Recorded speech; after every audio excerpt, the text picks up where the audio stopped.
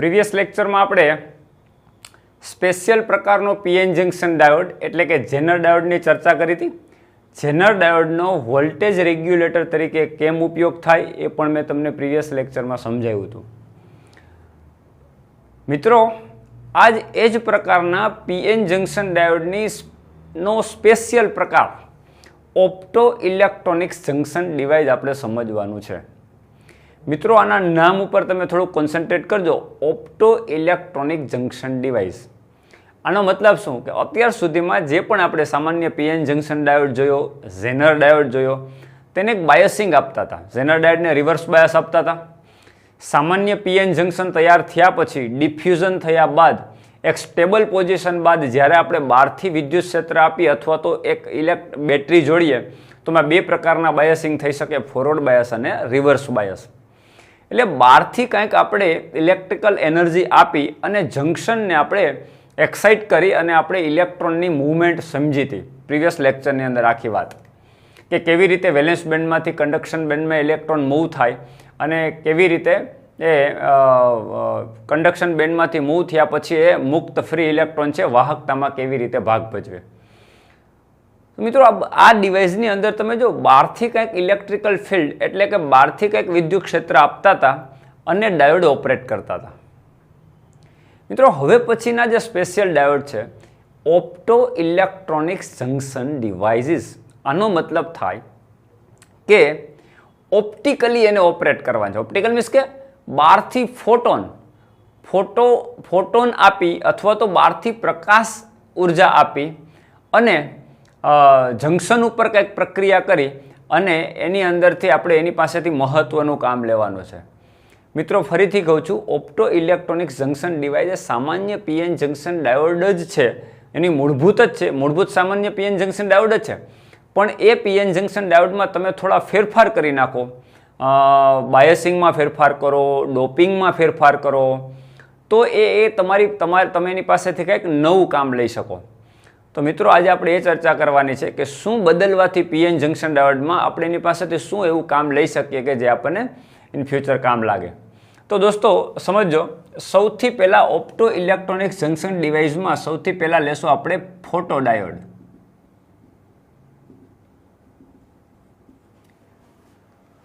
Photo diode શું છે સમજવાનો પ્રયત્ન કરીએ. પહેલાં સામાન્ય પીએન જંક્શન ડાયોડ જેણીએ આગળના લેક્ચર જોયા ના હોય પહેલાં જોઈ લે, નહીતર ફોટો ડાયોડ સમજવામાં મુશ્કેલી પડે. એટલે દોસ્તો, સામાન્ય પીએન જંક્શન ડાયોડ જ છે. આ મેં તમને કીધું, આપણે જે બદલાવ કરવાના છે એ જ સમજવાના છે. ઓકે, સામાન્ય પીએન જંક્શન ડાયોડની અંદર તમને ખબર છે કે એન ટાઈપ અને પી ટાઈપ સેમિકન્ડક્ટરને જોડી એટલે કે P type semiconductor, N type semiconductor. આની અંદર પી ટાઈપની અંદર મેક્સિમમ ચાર્જ કેરિયર તરીકે હોલ હોય મેજોરિટી તરીકે, અને ક્યાંય કે ઇલેક્ટ્રોન હોય માઇનોરિટીમાં. એ જ રીતે એન ટાઈપ સેમિકન્ડક્ટરમાં મેજોરિટી ઇલેક્ટ્રોન હોય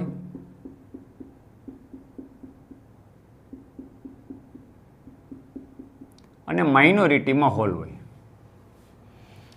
હવે આ રીતે કરવાથી કેવી રીતે જોડાણ કરવામાં આવે બધી જ વસ્તુ મેં લેક્ચરમાં સમજાવેલી છે. એન ટાઈપ સેમિકન્ડક્ટરમાં ઇલેક્ટ્રોન મેક્સિમમ હોવાથી એનું ડિફ્યુઝન થઈ અને પી ટાઈપ સેમિકન્ડક્ટરમાં આવે એટલે અહીંયા ઇલેક્ટ્રોન નથી રહેતા અને અહીંયા હોલ નથી રહેતા, પણ અહીંયા શરૂઆતમાં પોઝિશન તટસ્થ હોય. આ ઇલેક્ટ્રોન મેક્સિમમ છે એનો મતલબ આ ઋણ સ્થિતિમાં નથી. આની અંદર એક એક્સ્ટ્રા પ્રોટોન પણ હોય છે. ઇલેક્ટ્રોન સામે એક પ્રોટોન પણ, એટલે દરેક પરમાણુ જે છે વિદ્યુતની દ્રષ્ટિએ તટસ્થ હોય. એટલે કે આખો સ્ફટિક છે વિદ્યુતની દ્રષ્ટિએ તટસ્થ જ હોય એન ટાઈપ સેમિકન્ડક્ટર. પણ જ્યારે ઇલેક્ટ્રોન મૂવ થઈ અને પીમાં આવે ત્યારે અહીંયા પીના હોલ નથી રહેતા અને આ બાજુ ઇલેક્ટ્રોન નથી રહેતા. એટલે અહીંયા ક્યાંક ઇલેક્ટ્રોન આવી અને આનું સ્થિતિમાન નેગેટિવ કરે છે અને ઇલેક્ટ્રોન અહીંથી મૂવ થઈ ગયા હોય એટલે અહીંયા ધન સ્થિતિમાન વધે છે. કારણ કે અહીંથી ઇલેક્ટ્રોન જતો રહ્યો એટલે આનું સ્થિતિમાન ધન થશે. આ એટલો પોઝિટિવલી ચાર્જ થશે એટલે આ બાજુનું સ્થિતિમાન પોઝિટિવ, આનું સ્થિતિમાન નેગેટિવ. એક આવો એક વિસ્તાર તૈયાર થાય જેને આપણે ડિપ્લેશન લેયર કહેતા હતા. પોઝિટિવ નેગેટિવ, અને આ તરફ એક વિદ્યુત ક્ષેત્રનું નિર્માણ થાય, પોઝિટિવ ટુ નેગેટિવ, અને એને કારણે પોટેન્શિયલ બેરિયર મળે, વિદ્યુત સ્થિતિમાનનો તફાવત, જે સિલિકોન માટે નિયર અબાઉટ 0.7 વોલ્ટ હોય સિલિકોન માટે, અને એ જર્મેનિયમ માટે 0.3 વોલ્ટ અથવા તો 0.223 વોલ્ટ હોય. રાઈટ.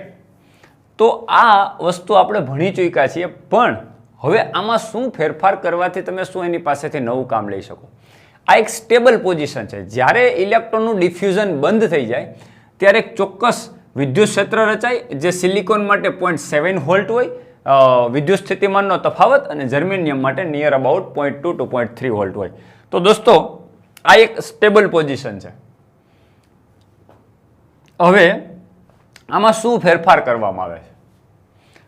સૌથી પહેલા તો આ પ્રકારના ડાયોડ જે છે એની અંદર ઉપર આ જે જંકશન જે આગળ હોય ત્યાં આગળ પારદર્શક બારી રાખી દેવામાં આવે,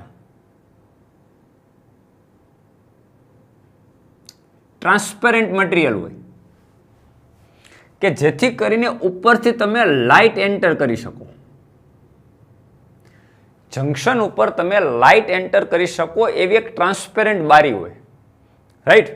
હવે તમે સમજો એનાથી શું ફરક પડશે. પેલા દોસ્તો એ સમજી લ્યો કે જે ડિપ્લેશન વિસ્તાર હોય એમાં શું હોય? આમાં કોઈ જગ્યાએ ફ્રી ચાર્જ ન હોય, ના આમાં ફ્રી ઇલેક્ટ્રોન હોય, ના આમાં ફ્રી ઇલેક્ટ્રોન હોય. આ બાજુ ઋણ સ્થિતિમાન અને આ બાજુ ધન સ્થિતિમાન એવો વચ્ચે એક વિસ્તાર રચાય જેને ડિપ્લેશન લેયર કહેવાય, એમ પોટેન્શિયલ ડિફરન્સ રચાતો હોય. એ બધી જ વસ્તુ આપણે સમજાવી દીધા. પણ મિત્રો અહીંયા એટમ્સ જ હોય, પણ એની અંદર ફ્રી ઇલેક્ટ્રોન હોય નહીં. દાખલા તરીકે ચલો અહીં બતાવું, આની અંદર શું હોય? એક સિલિકોન એટમ છે. ચલો, તો આ સિલિકોન એટમ ની બાહ્યતમ કક્ષામાં જે 4 ઇલેક્ટ્રોન છે, વેલેન્સ ઇલેક્ટ્રોન, હવે જો મૂવમેન્ટ અટકી ગઈ છે, એટલે કોઈ જગ્યાએ ફ્રી ઇલેક્ટ્રોન નથી, ડિપ્લેશન લેયરમાં કોઈ ફ્રી ઇલેક્ટ્રોન નથી. હા, એટમ્સ છે, પણ એ સંપૂર્ણ એની કક્ષા ભરાયેલી છે. બાહ્યતમ કક્ષાના 4 ઇલેક્ટ્રોન છે, તો 4 ઇલેક્ટ્રોન સ્ટેબલ પોઝિશનમાં છે. તો દોસ્તો હવે જો આ ઇલેક્ટ્રોનમાં બહારથી ક્યાંક ઉર્જા આપીએ, દાખલા તરીકે આની કક્ષા આપણે વિચારીએ, આ એક કક્ષા છે, બાહ્યતમ કક્ષા વિચારીએ, એની અંદર આ ઇલેક્ટ્રોન છે. ધારો કે આ 4 ઇલેક્ટ્રોન છે. હવે બહારથી તમે કોઈ ફોર્મમાં એનર્જી આપશો તો શું કરશે? જો આને હીટ કરશે આના ઇલેક્ટ્રોનને બહારથી એનર્જી, એટલે આપણે બહારથી ફોટોનના ફોર્મમાં એનર્જી આપવાની, એટલે કે લાઇટના ફોર્મમાં. એટલે લાઇટ શું કરશે? ફોટોન પાસે કંઈક એનર્જી હોય, અને તમને ખબર છે ફોટોનની એનર્જી E = hf. આ તમે ભણી ગયા છો કે જેટલી આવૃત્તિનો તમે પ્રકાશ આપાત કરો એટલી આવૃત્તિ ગુણ્યા પ્લાન્ક અચળાંક, આ બેનો ગુણાકાર કરો એટલી ફોટોન પાસે એનર્જી હોય. ધારો કે આ ફોટોન અહીંયા અથડાય અને ઇલેક્ટ્રોન જે છે એને પર્યાપ્ત એનર્જી આપે કે જેથી કરીને એ મુક્ત થઈ જાય. તો દોસ્તો આ મુક્ત ઇલેક્ટ્રોન શું કરશે? આ ફ્રી ઇલેક્ટ્રોન અહીંથી કક્ષામાંથી નીકળી અને મુક્ત થઈ ગયો. તો સમજો અહીંયા એક ફ્રી ઇલેક્ટ્રોન છે. રાઈટ. તો આ ફ્રી ઇલેક્ટ્રોન જ્યાંથી ને નીકળ્યો છે ત્યાં ફરી એક હોલ રચાણો. તો એક હોલ છે, એક વેકેન્સી છે. તો આવા ઘણા બધા ફોટોન આની ઉપર સિલિકોન ઉપર અથડાય અને આવી ઘણી બધી વેકેન્સી કરશે. તો આ ઇલેક્ટ્રોન હરીફરી શકવા માટે મુક્ત છે. એટલે એ શું કરવાનો પહેલો પ્રયત્ન કરશે? મિત્રો, એ શું કરવાનો પહેલો પ્રયત્ન કરશે? પહેલો પ્રયત્ન એ કરશે કે એની નજીક ક્યાં એવો હોલ હશે તો પાછો સંયોજન કરવા જશે. પણ આપણે એવું થવા દેવું નથી. એ નજીકમાં એનો ઇલેક્ટ્રોન જેવો એ જગ્યા વેકેન્સી ક્યાંક એને દેખાશે એટલે ત્યાં મૂવ થઈને ત્યાં એ હોલ બુરવાનો પ્રયત્ન કરશે ઇલેક્ટ્રોન. એટલે તમે બહારથી જે લાઇટ આપો છો મિત્રો, એ રીસંયોજન ફરીથી કોમ્બિનેશન થવાનો પ્રયત્ન કરશે. શું કામ? એને નજીક ક્યાંક એવી વેકેન્સી દેખાય એટલે ફરીથી એ હોલની અંદર, કારણ કે હોલનું સ્થિતિમાન પોઝિટિવ આપણે ભણી ગયા છે કે જ્યાંથી ઇલેક્ટ્રોન એક વખત મૂવ થઈ ગયો, નીકળી ગયો, ત્યાં એનું એટલો નેગેટિવ સ્થિતિમાન સાથે લેતો જાય, એનો મતલબ એ જગ્યાનું એટલું પોઝિટિવ સ્થિતિમાન વધ્યું કહેવાય. તો ઇલેક્ટ્રોન એની નજીક આવવાનો પ્રયત્ન કરીને પુનર્સંયોજન કરવાનો પ્રયત્ન કરશે. પણ દોસ્તો ઓલરેડી અહીંયા વિદ્યુત ક્ષેત્ર આ રીતે રચાયેલું જોઈએ ડિપ્લેશન લેયરમાં. એ શું કરશે? ઇલેક્ટ્રોનને વિદ્યુત ક્ષેત્રની વિરુદ્ધ દિશામાં ફોર્સ લગાડીને ખેંચી લેવાનો પ્રયત્ન કરશે. એટલે અહીંયા જેવો ઇલેક્ટ્રોન મુક્ત થાય અને પુનર્સંયોજન થશે એ પહેલા જ વિદ્યુત ક્ષેત્રની વિરુદ્ધ દિશામાં ખેંચી લેશે. વિદ્યુત ક્ષેત્ર આ દિશામાં છે તો આ દિશામાં ખેંચાઈ જશે, એટલે આ દિશામાં ઇલેક્ટ્રોન છે એ મૂવ થશે. હવે દાખલા તરીકે બહારથી સમજો, આપણે બહારથી એક રેઝિસ્ટન્સ જોડીએ.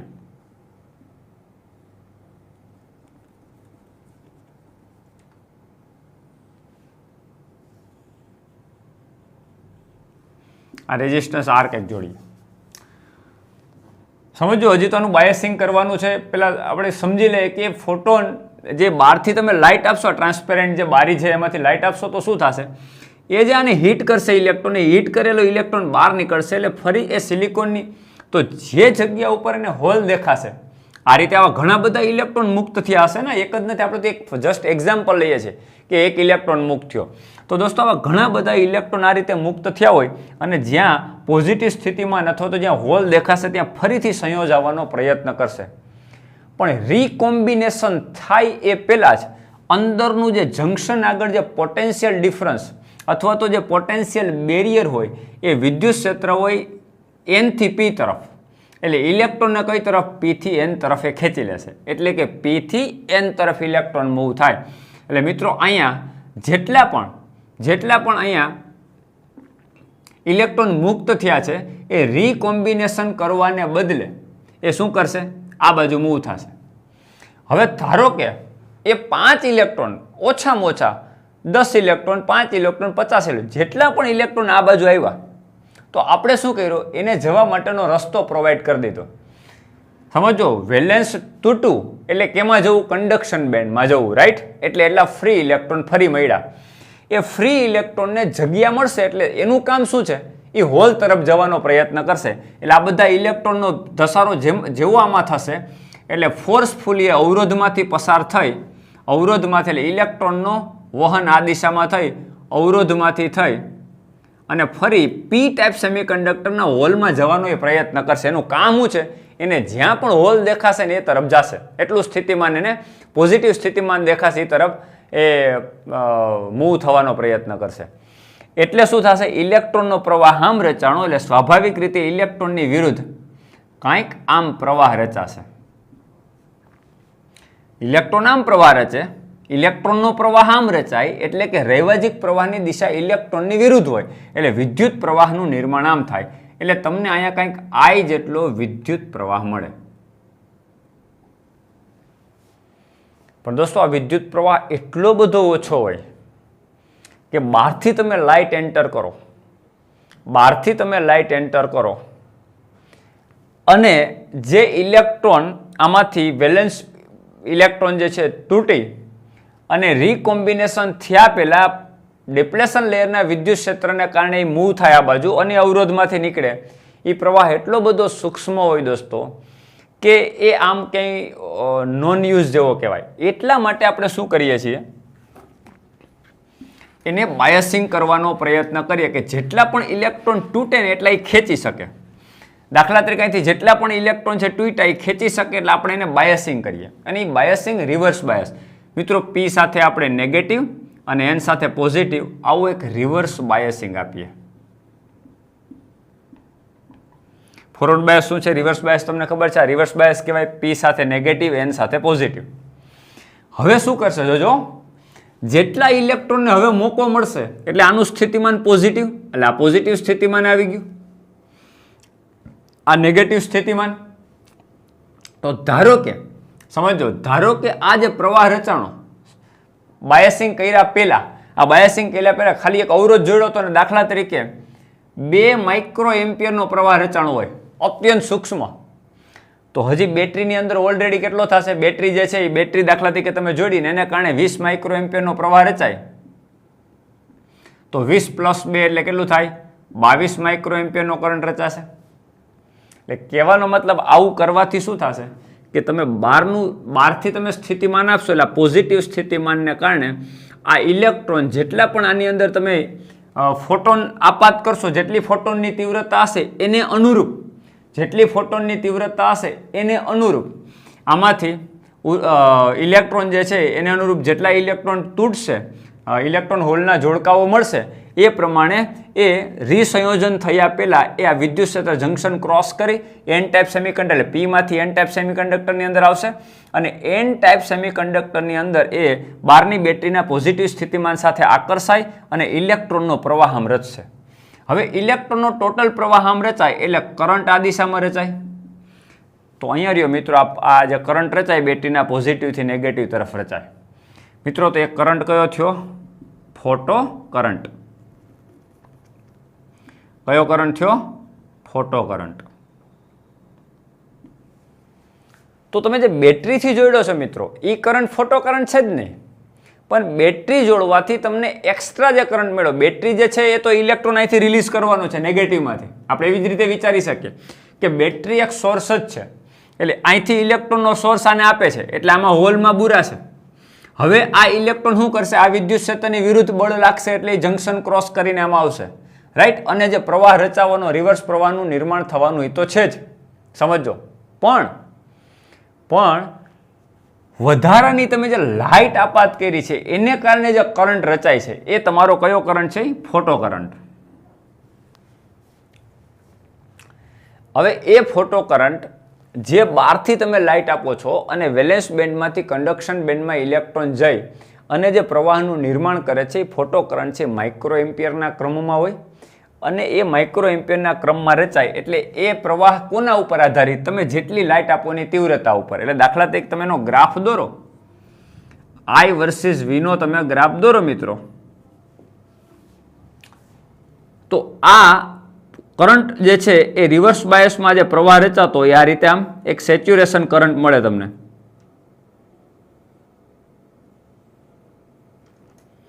આ કરંટ શેમાં હોય મિત્રો? માઇક્રો એમ્પિયરમાં.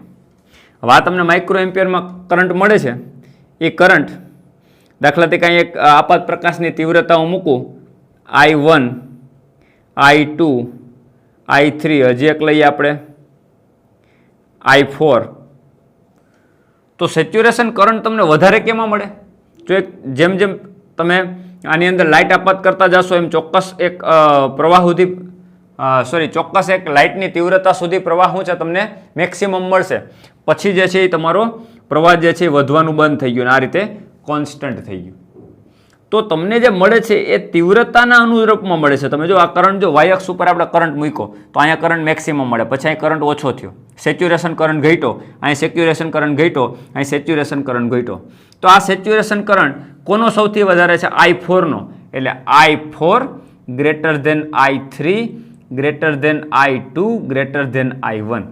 એટલે સૌથી તીવ્રતા વધુ છે એટલે કરંટ પણ, ફોટો કરંટ પણ સૌથી કેમાં વધારે હશે? I4. તો આમાં કરંટ પણ વધારે હશે એટલે આ ફોટો કરંટ તમારો મેક્સિમમ હશે.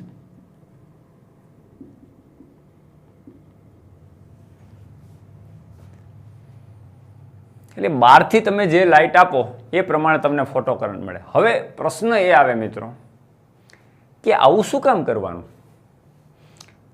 કે બહારથી લાઇટ એન્ટર થાય અને પછી આપણને કરંટ મળે? ઓલરેડી કરંટ તો મળતો હતો, બહારથી બાયસિંગ કરી દો બેટરી તો બેટરીથી તો કરંટ મળતો હતો. મેં હમણાં તમને કીધું કે 20 મિલી માઇક્રો એમ્પિયર મળે છે, તો વધારાના 2 માઇક્રો એમ્પિયરની શું જરૂર છે ભાઈ? કે એવો 2 માઇક્રો એમ્પિયર માટે આપણે અથવા તો 5 માઇક્રો એમ્પિયર માટે આપણે વધારાની લાઇટ આની અંદર એન્ટર કરીએ અને ફોટોન જે મળે એ પોતાની ઉર્જા ઇલેક્ટ્રોનને આપે, વેલેન્સ ઇલેક્ટ્રોન એ તૂટીને વેલેન્સ બેન્ડમાંથી કન્ડક્શન બેન્ડમાં મૂવ થાય અને એ ફોટો કરંટ જે છે એ રચે. આનું શું કારણ? એમ એવું શું કરવાની જરૂર છે? એ તો ઓલરેડી તમે બાયસિંગ કરો તમને કરંટ તો મળે જ છે. મિત્રો આનો બહુ ઇમ્પોર્ટન્ટ ઉપયોગ છે. તમને ખબર હશે રેલવે સ્ટેશન ઉપર, એરપોર્ટ ઉપર કેટલા માણસોની અવર જવર થાય એનું કાઉન્ટિંગ મશીન હોય. પછી આપણી પૈસા ગણવાની જે નોટ પેલી મશીન હોય છે, નોટો ગણવાનું જે મશીન, એમાં પણ કાઉન્ટર હોય. તમારી 100 નોટ થઈ જાય એટલે તમને કાઉન્ટિંગ બતાવે 100. તો આ પ્રકારના મશીનની અંદર આ પ્રકારના ડાયોડનો યુઝ થતો હોય. ભલે આપણે એ બધી વસ્તુનો ડીપમાં સમજૂતી ના લઈએ, પણ એક થોડીક વસ્તુ તો આપણને ખબર પડવી જોઈએ કે આવું કરવાનું રીઝન શું છે, શું કામ એને રિવર્સ બાયસિંગ જ કર્યું. ચલો પહેલી વાત આને રિવર્સ બાયસિંગ કહો, ફોરવર્ડ બાયસિંગ કરો ને, ચલો લાઇટ આપાત કરી છે તો ફોરવર્ડ બાયસિંગ કરીને આ લાઇટ તો આપાત કરી શકાય. શું કામ રિવર્સ બાયસિંગ જ કર્યું?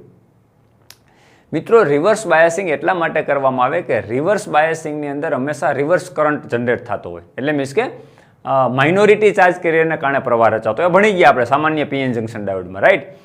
તો સામાન્ય પીએન જંકશન ડાયોડની અંદર જે માઇક્રો એમ્પિયરના ક્રમનો પ્રવાહ રચાતો હોય રિવર્સ બાયસિંગમાં, તો દાખલા તરીકે 20 માઇક્રો એમ્પિયર હોય, એમાં ખાલી 2 માઇક્રો એમ્પિયરનો ફેરફાર થશે ને એટલે ઓટોમેટિક આપણને ખ્યાલ આવશે કે આટલો મેક્સિમમ થયો, આટલો બદલાવ થયો. ફોરવર્ડ બાયસમાં ઓલરેડી તમારો કરંટ મિલી એમ્પિયરમાં હોય દોસ્તો. હવે એમાં 2 માઇક્રો એમ્પિયર પ્લસ થાય કે માઇનસ, આ ફોટો ડાયોડને કારણે ફોટોનને કારણે એક નવો કરંટ જનરેટ થયો, ફોટો કરંટ. એમ 2 માઇક્રો એમ્પિયર કે 5 માઇક્રો એમ્પિયર વધશે તો તમને ખબર જ નહીં પડે, કારણ કે તમારું ઓલરેડી ફોરવર્ડની અંદર કરંટની તીવ્રતા એટલી બધી વધુ છે મિલી એમ્પિયરમાં કે હવે એની અંદર 2 કે 5 માઇક્રો એમ્પિયર એડ થશે તો તમને ખબર પડશે નહીં. મિત્રો, જ્યારે રિવર્સ બાયસિંગની અંદર ખાલી આ માઇક્રો એમ્પિયરના ક્રમનો જ પ્રવાહ હોય, એમાં ફરી તમે 2 કે 5 માઇક્રો એમ્પિયરનો પ્રવાહમાં બદલાવ થશે એટલે ઓટોમેટિક આ જે છે ને એ તમને ફેરફાર બતાવશે, એટલે કે ડિટેક્ટ કરશે. એટલે મિત્રો, આ એક પ્રકારનું ડિટેક્ટર છે. તમે જેટલી લાઇટ આપાત કરો એ પ્રમાણેનો તમને પ્રવાહ આપે છે. લાઇટની તીવ્રતા ઉપર ફોટો કરંટ આધારિત છે. જો એટલે તમે જેટલો લાઇટની ઇન્ટેન્સિટી વધારશો એ પ્રમાણે એ તમને પ્રવાહનું મૂલ્ય એ પ્રમાણે મળશે. એટલે એક પ્રકારના ડિટેક્ટર તરીકે વપરાય છે. એટલે ફોર એક્ઝામ્પલ, દાખલા તરીકે આ પ્રકારના ડાયોડ સેન્સર તમે કહેવાય છે, તો આ પ્રકારના ફોટો સેન્સર અથવા તો ફોટો ડાયોડ જ્યારે પણ રેલવે સ્ટેશન ઉપર કે એરપોર્ટ ઉપર કોઈ એક દરવાજો છે ત્યાં એવી સર્કિટ ગોઠવી દીધી કે જે સર્કિટની અંદર આ ડાયોડ ઉપયોગ કરવામાં આવ્યો છે. મિત્રો, જ્યારે આ વ્યક્તિ કોઈ પણ એક દરવાજા ઉપર આ ડિવાઇસીસ રાખેલી છે, આ ડિવાઇસની ચોક્કસ ગોઠવણી આખી સર્કિટ આવે છે. મિત્રો, આ તો જસ્ટ તમને ઉપયોગ સમજાવો એટલે ખ્યાલ આવે. જ્યારે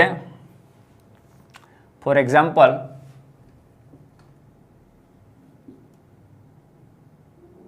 આપણે એક ગ્રાફ જોઈએ, દાખલા તરીકે ઇન્ટેન્સિટી મેક્સિમમ હોય ક્યારે, તો કે લાઇટ એની ઉપર પડતી હોય ત્યારે. દાખલા તરીકે અત્યારે ડાયોડ છે, એની ઉપર લાઇટ પડે છે, આની ઉપર આ ડાયોડ છે, આ ડાયોડની સપાટી અહીં રહી, આ ડાયોડની સપાટી, એની ઉપર લાઇટ પડે છે, રાઈટ? એટલે મેક્સિમમ ઇન્ટેન્સિટી મળે છે. મેક્સિમમ ઇન્ટેન્સિટીમાં કરંટ મેક્સિમમ હશે. એટલે ધારો કે આ કરંટ છે એ આપણે એક મેક્સિમમ લેવલ ઉપર બતાવ્યો. અત્યારે ઇન્ટેન્સિટી જ્યારે મેક્સિમમ થાય એટલે કરંટ એ મેક્સિમમ થયો, એક મેક્સિમમ લેવલ બતાવ્યો આ કરંટનું. આ તમારો ફોટો કરંટ મેક્સિમમ. હવે જેવો કોઈ વ્યક્તિ આમાં ફોટો ડાયોડ પાસે, મીન્સ કે સર્કિટ પાસેથી જ્યાં ગોઠવેલ છે ફોટો ડાયોડ સર્કિટ પાસે આમ પસાર થશે એટલે ઢાંકી દેશે બારીને ઢાંકી દેશે એટલે એટલો કરંટ ઝીરો થઈ જશે, ફોટો કરંટ ઝીરો થઈ જશે. એટલે આપણે અત્યારે ફોટો કરંટની વાત કરીએ, બહારનો કરંટ છે ગણતા નથી, બાયસિંગ વાળો ફોટો કરંટ જેવો ઝીરો થશે એટલે આ મેક્સિમમમાંથી મિનિમમ થઈ ગયું. ચલો, આ મિનિમમ થઈ ગયો, ઝીરો થઈ ગયો. હવે માણસ પસાર થઈ ગયો એટલે ઝીરો થઈ ગયો. ફરીથી દાખલા તરીકે માણસ પસાર થઈ ગયો એટલે ફરીથી લાઇટ આની ઉપર આવી ગઈ બારી ઉપર, એટલે ફોટો કરંટ મેક્સિમમ થઈ જશે, એટલે એક લેવલ ઉપર મેક્સિમમ થઈ ગયું. હવે અમુક સમય સુધી મેક્સિમમ રહ્યો, ધારો કે આ સમય સુધી મેક્સિમમ કરંટ રહ્યો. જેવો માણસ આવશે એટલે ફરી કરંટ ઝીરો થઈ જશે, એ લેવલ ઉપર કરંટ પાછો ઝીરો થઈ ગયો, અમુક સમય સુધી ઝીરો રહ્યો. જેવો માણસ જતો રહ્યો એટલે ફોટો કરંટ મેક્સિમમ થઈ ગયો. એટલે આવા પીક મળે ને અને આવા લો મળે, લો લેવલ ને હાઈ લેવલના વોલ્ટેજ તમને મળે એ સર્કિટમાં. એ સર્કિટને આપણે કોમ્પ્યુટર સાથે જોડી એટલે કોમ્પ્યુટર એક પ્રકારનું કાઉન્ટિંગ કરશે કે કેટલી વખત મેક્સિમમ ને કેટલી વખત મિનિમમ કરંટ થાય છે. તો દાખલા તરીકે મિનિમમ કેટલી વખત એટલે 1 વખત 2 વખત 3 વખત 4 વખત, જેટલી વખત મિનિમમ થયો હોય ત્યાં સુધી શું થાય, કરંટ ઝીરો થઈ ગયો હોય એટલે ત્યાંથી કોઈ વ્યક્તિ પાસ થયો હોય. એટલે દાખલા તરીકે 10 વખત મિનિમમ થયો અથવા તો 500 વખત મિનિમમ થયો. 24 કલાકનું એરપોર્ટ ઉપર કાઉન્ટર ગોઠવી દીધું, 24 કલાકની અંદર કેટલી વખત લો થયો. કોમ્પ્યુટર કહી દે કે 24 કલાકની અંદર 5000 કે 10,000 વખત કરંટ લો થઈને હાઈ થયો છે. એનો મતલબ 10,000 વ્યક્તિ સર્કિટમાંથી પાર થયા છે, આર પાર નીકળ્યા છે. આનો મતલબ ત્યાં અવરજવર એ દરવાજા ઉપરથી લગભગ 24 કલાકમાં 10,000 લોકોની અવરજવર છે, એટલે કાઉન્ટર મશીન છે. તો આ પ્રકારના ડાયોડ એની માટે વપરાતી ઓટોમેટિક થાય છે. જેવી રીતે લાઇટ આપાત થશે એની ઉપર એટલે એ હાઈ કરંટ કરી દેશે, જેવો લાઇટ નહીં આપાત થાય અથવા તો 0 થઈ જશે એટલે કરંટ લો થઈ જશે. તો ફોટો કરંટનો મતલબ કાઉન્ટર મશીન છે જે આપણું મિત્રો પૈસા ગણવાનું મશીન, એમાં પણ એવું છે કે ઓલી પૈસાની એક થપ્પી હોય એમાંથી જેવી એક નોટ પાસ થાય એની ઉપરથી એટલે લાઇટ 0 થઈ ગઈ, લેવલ જેવી એમ લાઇટ નોટ એમાંથી નીકળી ગઈ એટલે લાઇટ હાઈ થઈ ગઈ એટલે કરંટ હાઈ થઈ ગયો. જેટલી વખત લો હાઈ થશે કરંટ એટલી વખત એમાંથી એ ડાયોડની સામેથી ઓબ્જેક્ટ પસાર થયું હોય. તો ડાયોડની સામેથી જેટલી વખત ઓબ્જેક્ટ પાસ થશે એટલી વખત દોસ્તો એનો કરંટ છે એ ફોટો કરંટ લો લેવલ બતાવશે, અને જેટલી વખત લો લેવલ બતાવશે એટલું એ કાઉન્ટિંગ મશીન એટલું કાઉન્ટર કરીને આપશે. દાખલા તરીકે 100 નોટે આર પાર નીકળી એટલે તમને 100 નોટ કાઉન્ટિંગ કરીને બતાવશે. તો આ પ્રકારના કાઉન્ટર મશીનની અંદર એટલે કે ફોટો ડિટેક્ટર થયું, ડિટેક્ટ જ કરે છે ને, લાઇટને એક વખત ડિટેક્ટ કરી પછી 0 કરી દીધી, ફરી લાઇટને ડિટેક્ટ કરી, તો જે છે એ એક પ્રકારના ડિટેક્ટર તરીકે આ પ્રકારની photo optical devices opto electronics devices junction devices આ રીતે ઉપયોગ થતો હોય, જેમાંનો એક ફોટો ડાયોડ છે કે જે લાઇટથી ઓપરેટ થાય છે. આઈ હોપ આ વાત ક્લિયર થઈ ગઈ હશે. શા માટે રિવર્સ બાયસિંગ જ કરવામાં આવે? ફોરવર્ડ બાયસ કરો તો મેં તમને કીધું એમ કે ફોરવર્ડ બાયસ તમે કર્યો તો ઓલરેડી આ મિલી એમ્પિયરમાં તો હોય જ, પછી એમાં માઇક્રો એમ્પિયરનો ફરક પડવાથી 2 માઇક્રો એમ્પિયર કે 5 માઇક્રો એમ્પિયરનો ફરક પડવાથી એ ડિટેક્ટ કરી શકશે નહીં.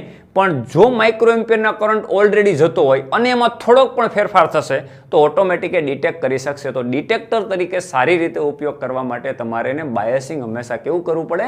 રિવર્સ બાયસિંગ જ કરવું પડે.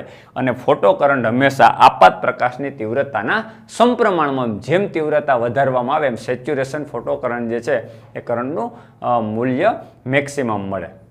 દોસ્તો આ સમજ પડી ગઈ છે. હવે એના પછી એક બીજો ડાયોડ લઈએ કે જે ઓપ્ટો ઇલેક્ટ્રોનિક ડિવાઇસનો બીજો એક ભાગ છે. હવે દોસ્તો આપણે ઓપ્ટો ઇલેક્ટ્રોનિક્સ ડિવાઇસની એક બીજી રચના સમજવાની છે, અને બીજી રચના છે લાઇટ એમિટિંગ ડાયોડ. મિત્રો આ લાઇટ એમિટિંગ ડાયોડ LED, આના વિશે તમે બહુ સારી રીતે પરિચિત છો, વ્યવહારમાં બહોળા પ્રમાણમાં આનો ઉપયોગ થાય છે. મિત્રો આ પણ એક સામાન્ય PN જંક્શન ડાયોડ જ છે, પણ એની અંદર જે ફેરફારો કરેલા છે ને એ જ સમજવાના છે. સૌથી પહેલાં તો આની અંદર મટીરિયલ છે હેવી ડોપ્ડ કરેલું છે, એટલે ડોપિંગ છે વધુ પ્રમાણમાં ઉમેરેલું છે. આમાં પણ same depletion layer, P type સેમિકન્ડક્ટરની અંદર હેવી ડોપ્ડ એટલે મેજોરિટી ચાર્જ કેરિયર તમને હોલ અત્યંત પ્રમાણમાં જોવા મળશે. કોઈ જગ્યાએ માઇનોરિટી ચાર્જ કરી ઇલેક્ટ્રોન આ P type semiconductor, N type semiconductor, આમાં ઇલેક્ટ્રોન મેજોરિટી ચાર્જ કેરિયર તરીકે, માઇનોરિટીમાં ક્યાંક હોલ. અહીંયા ડિપ્લેશન લેયર એન ટાઈપથી પી ટાઈપ સેમિકન્ડક્ટર તરફ એક વિદ્યુત ક્ષેત્રનું નિર્માણ થાય, અંદર પોટેન્શિયલ બેરિયર જનરેટ થાય અને ડિપ્લેશન લેયર મળે. એ ડિપ્લેશન લેયરની અંદર એવા એટમ્સ હોય કે જેની અંદર કોઈ પ્રકારના ફ્રી ચાર્જ કેરિયર હોતા નથી. એટલે વેલેન્સ અવસ્થાની અંદર સિલિકોન હોય તો સિલિકોનના વેલેન્સ ઇલેક્ટ્રોન છે કમ્પ્લીટ ભરાય અને તેમાં કોઈ જગ્યાએ ફ્રી ઇલેક્ટ્રોન તમને જોવા મળતા નથી. આ એક એવો એક વિસ્તાર છે એ ડિપ્લેશન લેયર છે, અને એનું વિદ્યુત ક્ષેત્ર આ રીતે, ધારો કે E0 કહી દઈએ તો વિદ્યુત ક્ષેત્ર એન ટાઈપથી પી ટાઈપ સેમિકન્ડક્ટરમાં, એટલે ઇલેક્ટ્રોન ડિફ્યુઝન થઈને અહીંયા આવે અને હોલ જે છે આ બાજુ, એટલે હોલનું મૂવમેન્ટ શું છે એ પણ આપણે PN જંક્શન ડાયોડની અંદર સમજાવી દીધું છે.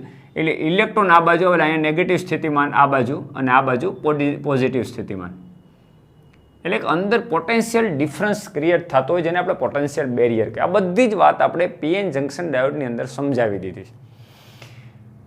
બીજું કામ આની અંદર શું કરવામાં આવે છે, અને ઊંચું ફોરવર્ડ બાયસ આપવામાં આવે છે. એટલે આ દાખલા તરીકે બેટરી છે તો પોઝિટિવ સાથે બેટરી જંક્શન ડાયોડના P સાથે, એટલે કે પી ટાઈપ સેમિકન્ડક્ટર સાથે પોઝિટિવ અને એન ટાઈપ સેમિકન્ડક્ટર સાથે નેગેટિવ, આ રીતનું ઊંચું ફોરવર્ડ બાયસ કરવામાં આવે. અને મિત્રો આમાં પણ જંક્શન આગળ એક પારદર્શક બારી મૂકવામાં આવે છે. આ પણ ઓપ્ટો ઇલેક્ટ્રોનિક્સ ડિવાઇસ છે, આની અંદર પણ વચ્ચે ક્યાંક પારદર્શક બારી મૂકવામાં આવે છે, અને ઉપયોગ શું છે આપણે હમણાં ચર્ચા કરીએ.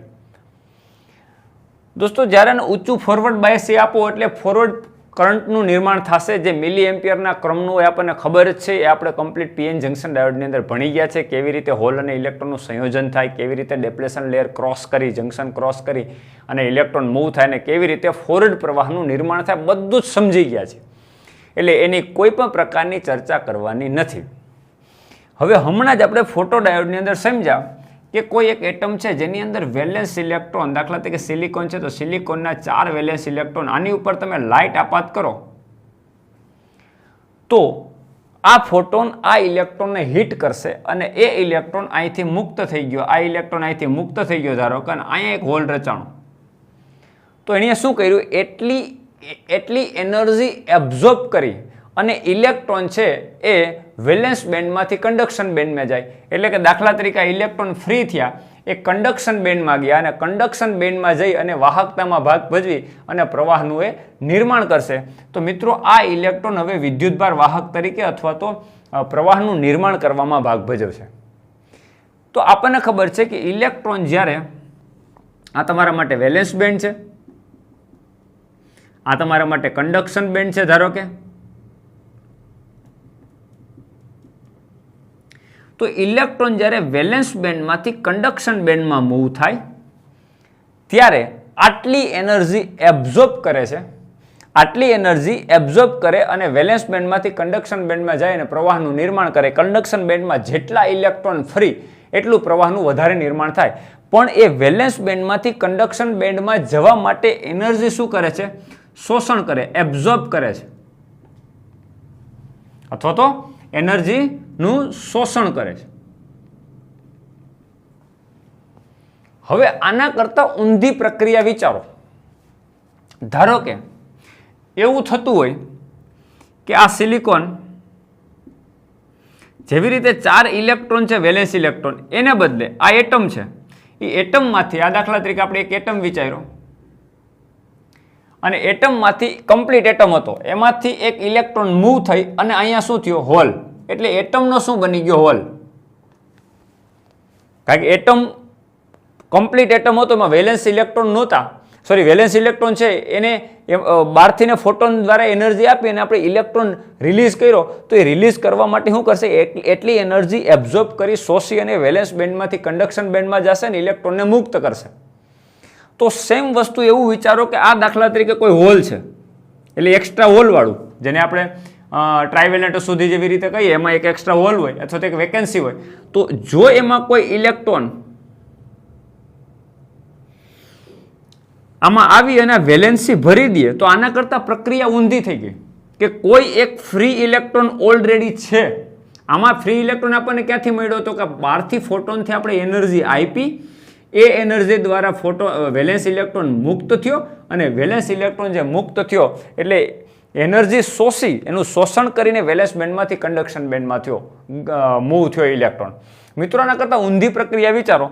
જો ઓલરેડી હોલ હોય એક્સ્ટ્રા અને કોઈ એક ફ્રી ઇલેક્ટ્રોન છે, તો ફ્રી ઇલેક્ટ્રોન જો આ વેલેન્સી પૂરશે તો એ એનર્જીનું શોષણ નહીં કરે. મિત્રો વેલેન્સી પૂરી છે એટલે કન્ડક્શન બેન્ડમાંનો ઇલેક્ટ્રોન વેલેન્સી પૂરે એટલે વેલેન્સ બેન્ડમાં મૂવ થાય, ઊંધી પ્રક્રિયા થાય.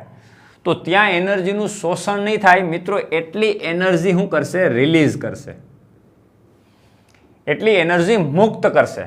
એટલે અહીંયા એક ફ્રી ઇલેક્ટ્રોન જ્યારે આ હોલ બુરશે ત્યારે આમાંથી એનર્જી રિલીઝ કરશે. આમાં શું થતી હતી, એનર્જીનું એ શોષણ કરતો હતો ને મુક્ત ઇલેક્ટ્રોન કરતો હતો. અહીંયા મુક્ત ઇલેક્ટ્રોન જ્યારે વેલેન્સી પૂરશે અથવા તો કન્ડક્શન બેન્ડમાંથી ઇલેક્ટ્રોન વેલેન્સ બેન્ડમાં મૂવ થાય ત્યારે એટલી એનર્જી આપણને આપશે. અને કેટલી એનર્જી હશે મિત્રો, એ એનર્જી ગેપ જેટલી અથવા તો ફોરબિડન ગેપ જેટલી. ફોરબિડન ગેપ જેટલી એનર્જી રિલીઝ થશે. હવે એ રિલીઝ થયેલી એનર્જી જશે ક્યાં, તો એ જ વસ્તુ અહીં સમજવાની છે કે આ એટમમાંથી રિલીઝ થયેલી એનર્જી જંક્શનના સ્વરૂપમાં, જંક્શન જે છે એમાં ટ્રાન્સપેરન્ટ આપણે ઉપર બારી રાખીએ એના સ્વરૂપમાં અહીંથી ટ્રાન્સપેરન્ટ જે બારી છે એમાંથી રિલીઝ થઈ ઉર્જા. પણ એ રિલીઝ થયેલી ઉર્જા ઉષ્મા ઉર્જા સ્વરૂપે વિખેરાઈ જાય તો આપણને કાંઈ કામ ના આવે. જો આપણે આને દ્રશ્ય પ્રકાશ તરીકે અથવા તો આપણે જોવી હોય, એ લાઇટ વિઝિબલ હોય એવું કરવું હોય તમારે, તો એના માટે સિલિકોન મટીરિયલ જે છે ચાલે નહીં, કારણ કે સિલિકોનનો ફોરબિડન ગેપ જે છે એ આપણને ખબર છે. સિલિકોન કે જર્મેનિયમ કોઈ પણમાંથી આપણને ફોરબિડન ગેપ ખબર છે કે 0.7 વોલ્ટ અથવા તો 0.3 વોલ્ટ જે ફોરબિડન ગેપ છે, તો એના જેટલો ફોરબિડન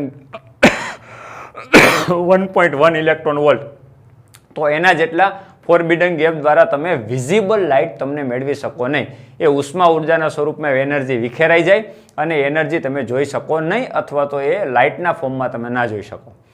એટલા માટે ડોપિંગ ખૂબ વધારે કરવા ઉપરાંત શું કરવામાં આવે, આની અંદર જે મટીરિયલ વાપરવામાં આવે એનો ફોરબિડન ગેપ મિનિમમ 1.8 ઇલેક્ટ્રોનથી લઈને 3 ઇલેક્ટ્રોન વોલ્ટ, 1.8 થી ને 3 ઇલેક્ટ્રોન વોલ્ટ જેટલો ફોરબિડન ગેપ હોય એવા મટીરિયલ વાપરવામાં આવે. અને એ મટીરિયલ જે છે એ સેમિકન્ડક્ટરના અમુક પ્રકારના ખાસ સંયોજન, ગેલિયમ આર્સેનાઇડ ફોસ્ફાઇડ. તો ગેલિયમ આર્સેનાઇડ ફોસ્ફાઇડનું એક સંયોજન તૈયાર કરવામાં આવે. ધારો કે આને આપણે 1 - x કહીએ ને આને x કહીએ, તો આનું જે પ્રમાણ જે પ્રમાણે તમે ફોસ્ફાઇડ અને ગેલિયમ આર્સેનાઇડ, ગેલિયમની અંદર ગેલિયમ આર્સેનાઇડ ખાલી રાખશો કે ગેલિયમ આર્સેનાઇડ ફોસ્ફાઇડ રાખશો, આ પ્રકારના સેમિકન્ડક્ટરના સંયોજન બનાવશો, તો તમારે કેવા પ્રકારની એલઈડી જોઈએ, રેડ કલરની જોઈએ છે, યલો કલરની જોઈએ છે, બ્લુ જોઈએ છે, એ પ્રકારનું આ સંયોજન મિક્સ કરી અને મટીરિયલ તૈયાર કરવામાં આવે ને એમાંથી એલઈડી તૈયાર કરવામાં આવતી. ફોર એક્ઝામ્પલ, દાખલા તરીકે આનું પ્રમાણ જો આપણે 0.4 લઈએ ફોસ્ફાઇડનું, તો આ તમારું 1 - 0.4, એક્સની વેલ્યુ આપણે 0.4 લીધી, તો 1 - x હોય, તો આર્સેનાઇડ તમારું 1 - x એટલે કેટલું થાય 0.6.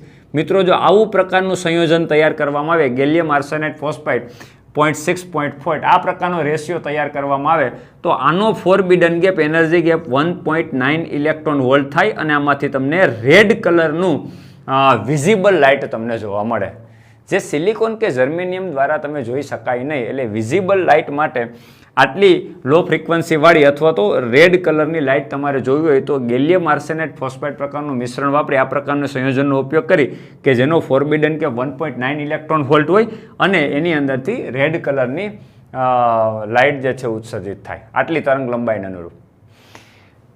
હવે આની અંદરથી તમે ફોસ્ફાઇડ કાઢી નાખો અને ખાલી ગેલિયમ આર્સેનાઇડ હોય તો આ ફોરબિડન ગેપ લગભગ 1.4 ઇલેક્ટ્રોન વોલ્ટનો થઈ જાય અને એની અંદરથી એવી લાઇટનું ઉત્સર્જન થાય કે જે તમે જોઈ ના શકો, વિઝિબલ ના હોય, જે કેવી હોય, ઇન્ફ્રારેડ હોય. કેવી હોય?